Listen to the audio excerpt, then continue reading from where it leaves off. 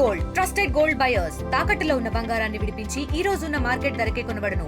మరిన్ని వివరాలకు సంప్రదించండి 7710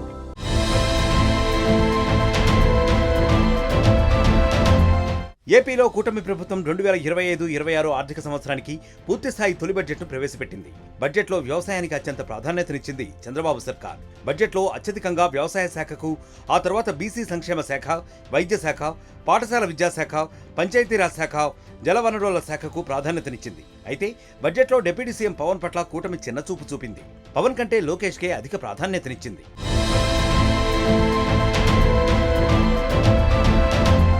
3.22 లక్షల కోట్ల రూపాయలతో ఆర్థిక మంత్రి పయ్యావుల కేశవ్ అసెంబ్లీలో బడ్జెట్ను ప్రవేశపెట్టారు. ఇందులో అచ్చెన్నాయుడు ప్రాతినిధ్యం వహిస్తున్న వ్యవసాయ శాఖకు అత్యధికంగా 48,000 కోట్ల రూపాయలను కేటాయించారు.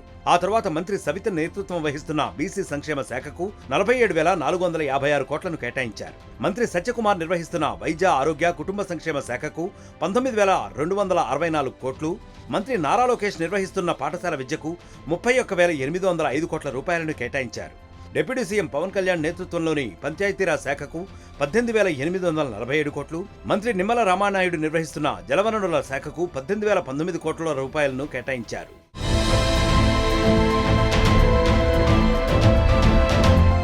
ఏపీ బడ్జెట్ కేటాయింపులో డిప్యూటీ సీఎం పవన్ కన్నా మంత్రి నారా లోకేష్ శాఖకే అత్యధిక ప్రాధాన్యత దక్కింది. లోకేష్ కు అత్యధికంగా 31,805 కోట్ల రూపాయలు కేటాయిస్తే పవన్ శాఖకు కేవలం 18,847 కోట్లు మాత్రమే కేటాయించింది ప్రభుత్వం. రాష్ట్ర విద్యా వ్యవస్థను బలోపేతం చేసేందుకు వేల కోట్ల రూపాయలను కేటాయించింది సర్కార్. అయితే ఇటీవలే లోకేష్ కు డిప్యూటీ సీఎం పదవి ఇవ్వాలని డిమాండ్ వినిపించింది. ఈ నేపథ్యంలో ఇప్పుడు బడ్జెట్లోనూ పవన్ కు తక్కువ నిధులు ఇవ్వడం చర్చకు దారితీసింది. పవన్ డిప్యూటీ సీఎం హోదాలో ఉన్నా ప్రభుత్వంలో మంత్రి లోకేష్ కే ఎక్కువ ప్రాధాన్యత ఉన్నట్లు కనిపిస్తోంది.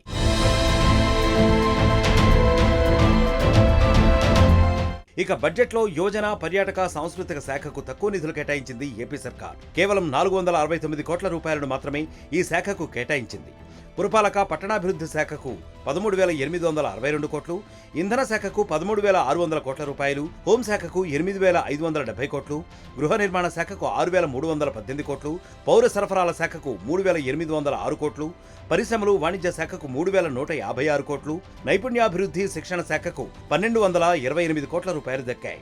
ఇక ఏపీ బడ్జెట్ సందర్భంగా కూటమి ప్రభుత్వం మరో కొత్త పథకానికి శ్రీకారం చుట్టింది. ఈ పథకాన్ని అమల్లోకి తీసుకురాబోతున్నట్లు మంత్రి పయ్యావుల కేశవ్ చెప్పారు. ప్రతి కుటుంబానికి నాణ్యమైన వైద్య సేవలు అందించేందుకు 25 లక్షల రూపాయల ఆరోగ్య బీమా పథకం అమల్లోకి తీసుకొస్తామని ప్రకటించారు.